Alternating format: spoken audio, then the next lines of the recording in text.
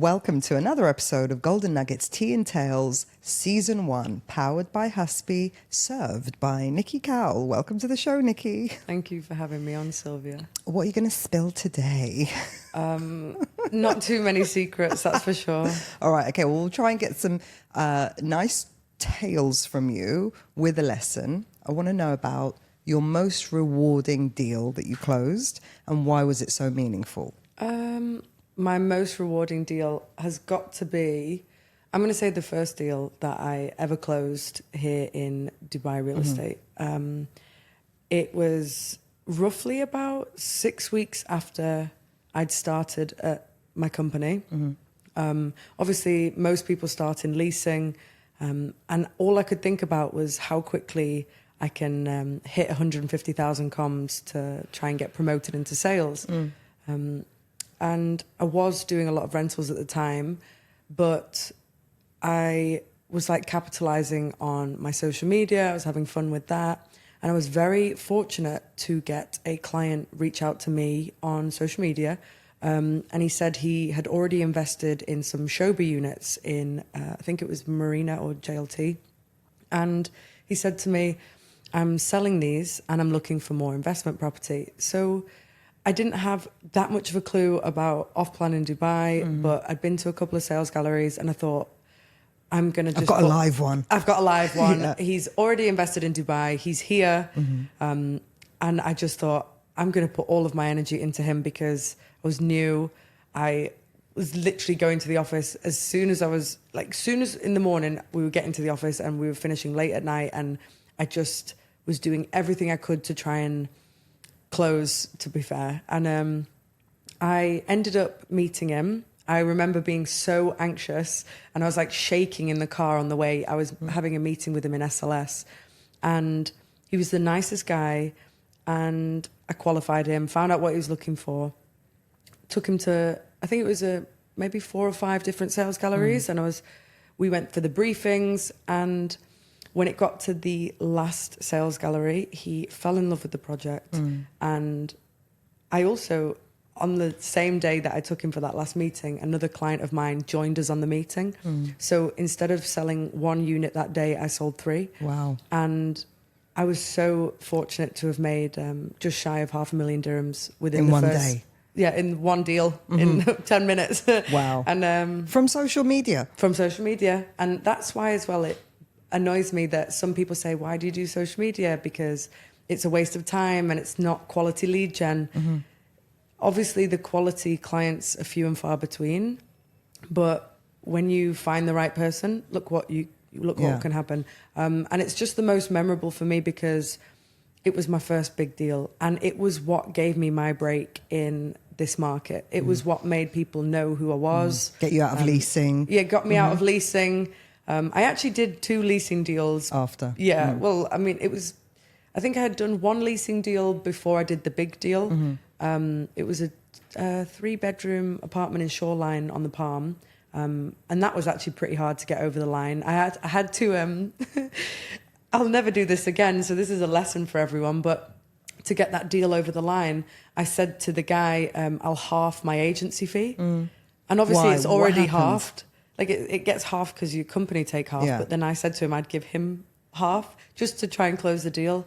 And he was like, okay, then. What, couldn't you agree on the rent or something? No, or? he was just trying to be difficult. Okay. And on the Palm, the owners want the most and the tenants want to pay the least. Yeah. So to just try and, because I was there and to get Desperate I was desperate for that first deal. So I think I went away with 800 dirhams for that deal, maybe less. Wow. It was really crazy. You'd never do that again, though. Never again. But yeah, that first big deal, it made me laugh because it made everyone think I was this super amazing broker. It gave me the confidence to then carry on with like the social media. And to be fair, I did start taking the piss with it. Like I hired a Lamborghini and I blew up on social media, went viral for the orange Lamborghini and then the orange suit. I don't know whether you watched any of those videos. I've watched all of them. Yeah, please don't. And the energy, more energy. Yeah. That video is very embarrassing, but that was just to show how the energy, the offices can be, you know, a little bit depressing on a Monday morning. And I'm this big ball of crazy ADHD energy. And I would just run around the office winding Creating people a vibe, up. yeah. Yeah. And because of social media, I have videos where I was dressed up as the Grinch and jumping in the sea and jumping into random fountains. And I was known for the Pirates of the Caribbean theme tune, like running through these different areas. And I loved doing all of that. But then I felt like I wasn't being taken as seriously as a broker. And obviously it takes a lot of time to film all this content and the lead gen. Yes, I was getting a lot of leads from it, but a lot of people, you know, wanted to speak to me because it was me. They wanted to waste my time. A lot of people, I was like trying to qualify, and they'd say they had money, waste my time for like 2 weeks. And then you realize that they just want to sleep with you, or they just want to talk to you, or they're bored in their mum's basement and they just want something to do. So I'm still working on how to filter through. But yeah, that must be a real challenge, because you are, you know, real estate influencers is becoming a thing now. It is. And even, you know, developers are coming at you, you know, getting real estate influencers. You're part of the product launch process now. Yes. So that's one thing that has obviously been good for me. Obviously, I have been paid to do some developer launches in the past. Because obviously you get to a certain point with social media where people know you, you know, they like your videos, and people like the way I present. And it is kind of when, like, us Brits are known for being like, oh, no cringe zone. We don't like posting. But you're like you said, you just don't care. I don't give a shit. I love it. And I think it helps to not give a shit. But then... not take yourself too seriously. Yeah, of course. But then it's hit and miss, because sometimes I just want to do a really silly video where I'm dressed up or scaring someone or just doing something crazy, or a really strange home tour, or pull up in a Lamborghini, talk about something mad and then try and sell something else. But it gets to the point where that's great for going viral, but you want to be also taken seriously, and you care about your reputation in the industry. And I've heard comments before floating in the air about how if you just take a sip. Yeah, take a little sip.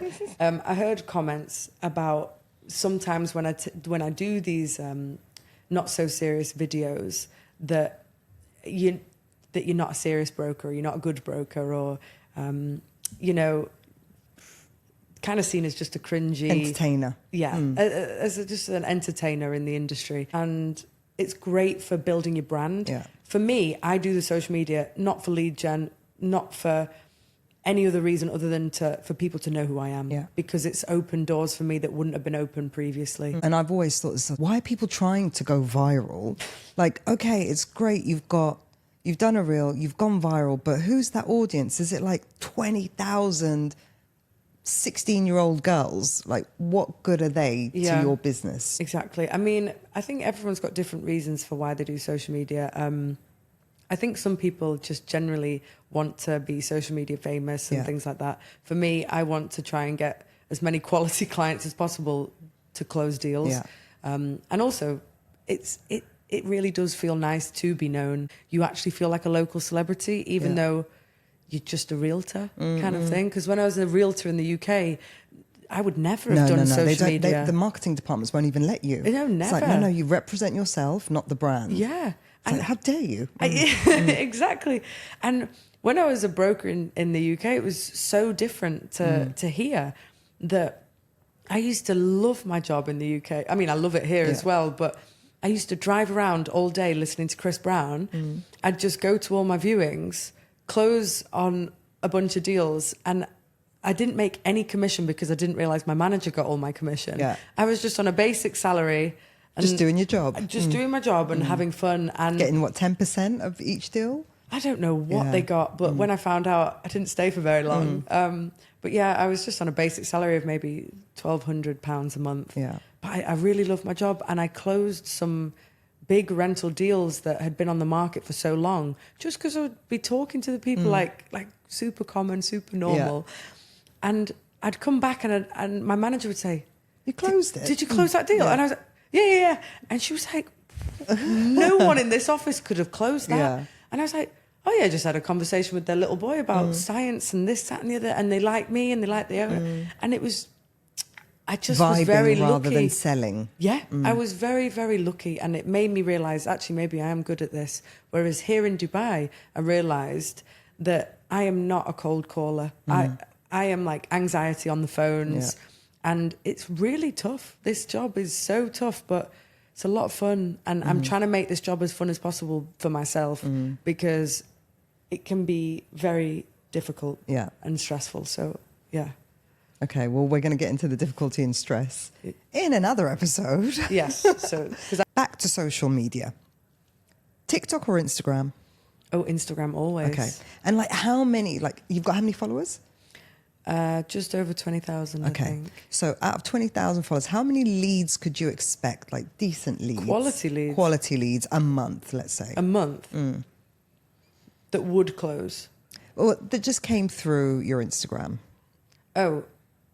Are we talking like you get one a day or? I get multiple people a day messaging me, but filtering through quality clients that are with me long term and that do close, I'd say maybe 4 a month. Yeah. That's not bad. It's not bad. One a week. And you That's how you could average it. Yeah, you're probably posting one reel a week fair, or something. I definitely You slacked don't off post. recently. Slacked off for the last couple of months. I'll do the odd video here and there. If I really love a project, I'll pop up out of nowhere and do a video on it. Has it affected your algorithm? Massively, massively. I probably average like 10,000 views a video now, whereas before 1 million, 500,000. Wow. You know, and it's... But What about story views? Because I just find that really strange story views lately. I have about just under 5,000 people watch my story a day. Wow. Which after having only 20,000 followers to having around 4,000 or 5,000 people watching my story a day, it can be a bit of pressure. I feel like I constantly have to post. Yeah. And some people have said to me, like some of my friends say, oh, you do post a lot. I'm like, you'd be surprised. I don't post that much in comparison to some other influencers. And I do want to really go balls deep and take social media seriously, care about the algorithms and want millions of views on every video I do and actually regularly post. But I'm not going to lie, the biggest thing for me was when I was in my previous company, I had such a good relationship with the videographing team and they were friends. And is that the reel that you did? Friend, where have you been? Where have you been? Nobody knows me. And we hug. Yeah, those two, they are the OGs. And to me, they're like, you know when you feel like you're cheating on your partner? Yeah. If I film with any other cameraman, it feels wrong. I know what you mean. I know what you mean. Unfaithful. I feel like I'm being unfaithful. But a lot of agents are now hiring videographers, freelance. Absolutely. How much is it costing? About 8,000 to 12,000 a month? Yeah. No idea. I mean, I have been tempted to outsource now because I'm not at that company, and obviously that videography team are contracted to that company, so I couldn't bring them with me, and I can't outsource them even though they're employed by that. Yeah. So I can't do that. But I probably will end up getting so if you know anyone, just let me know. But all right, anybody fancy it? Handling the social media. Did you say 12,000 dirhams a month? We do it for 4. I've not closed for a month. she's 4 deals behind because I've not been posting. That's why. All right, brilliant. So, what would you give us one golden nugget on how to hack the algorithm? Is there one thing that you know? Absolutely. I'd say. Well, I'll give you 3 things, 3 Go little on, points, 3 little nuggets. First thing I'd say is posting time. Usually peak time is the best time. Obviously, depending on which location you're in. Just so not like that. I'm like, it's ready, done, it's post. Ready, done, post. I mean, it can blow up like that, so that's fine. But obviously, kind of going for peak times, maybe after schools when everyone's finished work, finished school time, everyone's on their phones, ignoring each other. And then that's when you could post. The algorithm's forever changing, as is the real estate algorithm. Drop a comment with your favorite social media hack for real estate agents. Thank you.